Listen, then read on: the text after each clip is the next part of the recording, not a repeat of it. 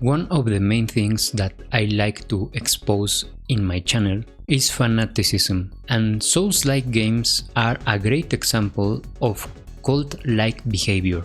Souls-like fanatics are really a good example of the things that I say about fanaticism and how fanaticism is ruining society. I am going to show you two screenshots of two comments that were left, one on my X and another into my YouTube comments. You really do not understand the meaning behind playing a Dark Souls, which is why you dislike it so. And they aren't abusing you. If challenging you is abusing you, how on earth do you hope to improve at anything in life? So I guess we have nothing to talk about. Souls-like games are for people who embrace challenges and persevere.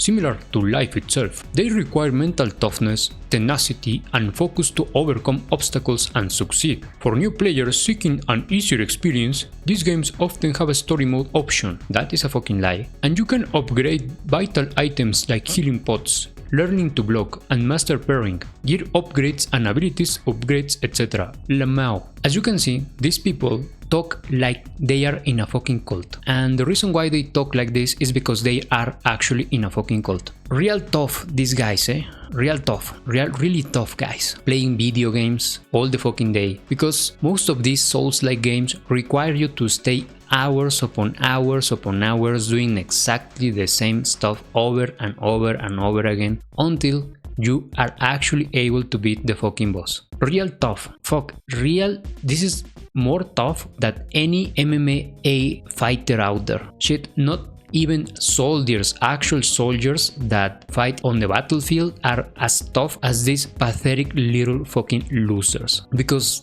this is what these people are, they are fucking losers. These people actually believe that playing video games makes them tough. This is just stupid. Now, these people talk about perseverance in a video game, unironically in a fucking video game. They are very tough guys, and basically they are just defending a system that is abusing them. There are very key parallelisms to capitalism, to this oligarchy we live in which you are being taught that you are supposed to persevere, to work harder, because that's the only way you are going to achieve wealth, you're going to achieve success. It's very similar to that type of mentality, this mentality that you are taught by this stupid system, this abusive system that we live in. Now, I am not a Marxist, I am not a leftist, but we must admit that the system we live in no longer works, it no longer serves the people, it no longer benefits the people. The system mostly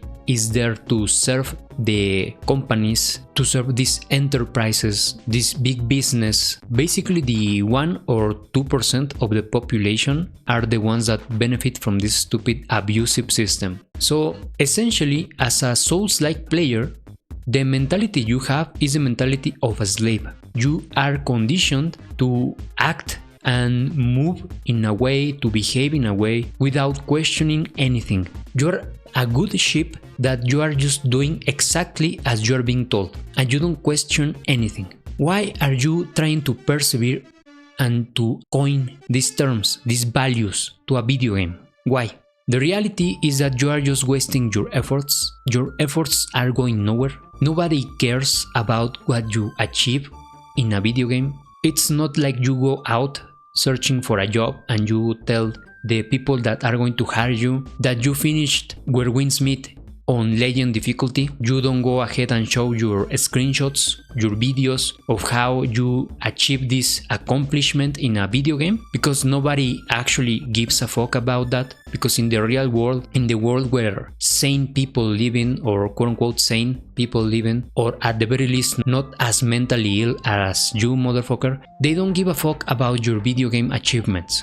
Video games are meant to be fun, are meant to be a challenge, yes, but a healthy challenge, a place where you are supposed to live the shit you are unable to live in real life, where your fantasies and your imagination can be lived, and on top of that you have challenges. You can feel accomplished by playing these games, but not in an unhealthy way, in a way that you actually believe that whatever the fuck you play in a video game matters in the grand scheme of things, because it basically doesn't matter. Nobody cares. Why don't you go and make these efforts? Why don't you persevere in things that actually matter? Why don't you go and learn another language? Why don't you go and learn another trade, another job, a new ability? Why don't you go and persevere on something that actually matters? The reality is that men in this society have no more incentives to participate in it, because the reality is that this society has been pussified to the core. We have been ruining this society. This Western society is completely ruined by women. Everything that we wanted to do, every achievement, everything that we men wanted to work on has been infiltrated and diluted and effeminated, essentially. And not only that, because if you go out and work, you can actually go out and work, but the work is not rewarding. Maybe 70 years ago, maybe 50 years ago, who knows, actually working was worth it, because you could go out and work hard, earn a good salary, earn a good wage, and buy a house, start a family, you know, basic shit. And these days it's not as easy as it was before. Millennials and Zoomers have been left with a shitty world, a shitty society. Nobody cares about us anymore. So this is why men are struggling to actually find out what the fuck they want to do with their lives. They don't want to spend their lives as a wage slave. So there are even less and less incentives to try to put an effort into real life, into society. And this is why men are turning their attention to stupid video games like Soulslike games, like Soulslike garbage, and developers are capitalizing on this stupid, mentally ill state of men and of society to make a bank. I don't live in the US, I live in Mexico, but I do believe back then, at least in the US, 70 years ago, maybe 80 years ago, 50 years ago, the American dream was actually a possibility for people. I mean, you were never actually able to insert yourself into the 1%, into the 2%, but at the very least you were able to make a decent life. You were able to achieve what I believe most men want to achieve, which is having a life worth living, which means a life with the least amount of problems possible,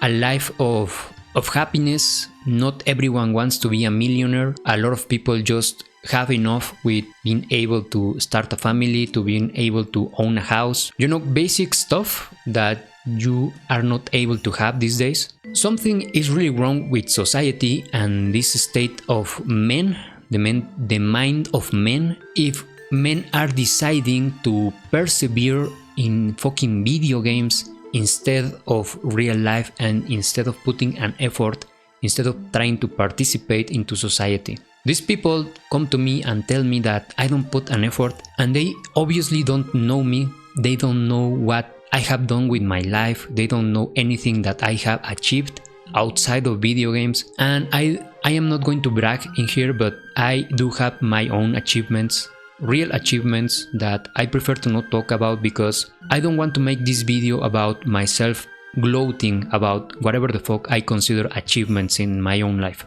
These cultists, these fanatics, what they are achieving with this type of mentality is that they are shielding developers. They are shielding them from criticism. The reality is that Soulslike games, especially the ones that are very similar to the ones that From Software create, are very simplistic and linear games. Even Elden Ring, with its open world and its possibilities, it's still a very linear game in its progression systems. As I have explained in my previous videos, Soulslike games, usually the RPG systems on Soulslike games are meaningless. You essentially are limited on a very tight leash on how powerful you can become in these games. You can't really be on the same level as the bosses, because otherwise the highlight of the game, which are the bosses, will fucking matter. You will immediately outshine them, and the developers obviously don't want that. This is why they make the player really lame,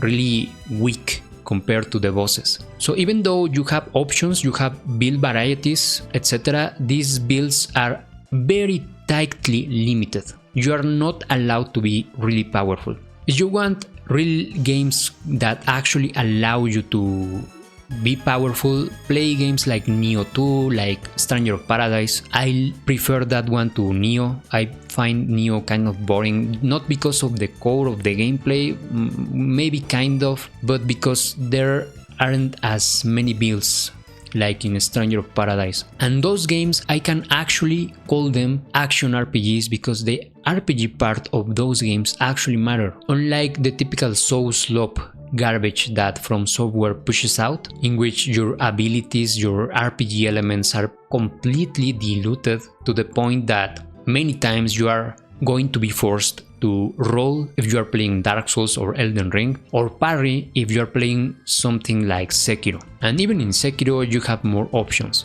But for example in Where Winds Meet, this Temu version of Sekiro, you are forced to fucking parry. You are forced to parry.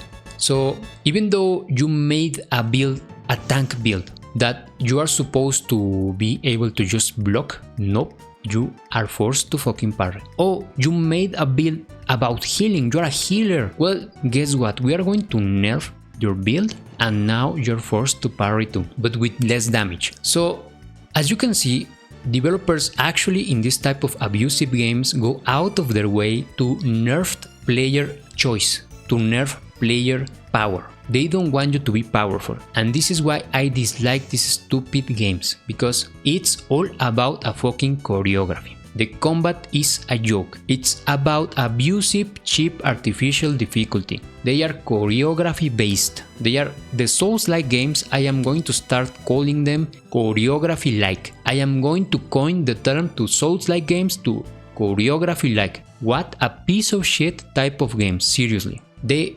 fanatics of this genre, all they trying to do with this cult behavior is to protect these stupid developers, and developers enjoy, developers defend, developers promote, companies promote fanaticism because they want these blindfolded motherfuckers defending everything they do, everything. This is why you get your DLCs, your gacha games, your pay-to-win games, all the bullshit that you see in gaming is because of the fucking fanatics, because of the cultists. And Souls-like cultists are a great example. The Souls-like cult is a great example of how fanaticism is ruining gaming. Fanaticism is ruining the entire fucking society. But I am focused on gaming, so I'm going to talk about gaming. Souls-like games, the Souls-like genre, is filled with fucking cult behavior.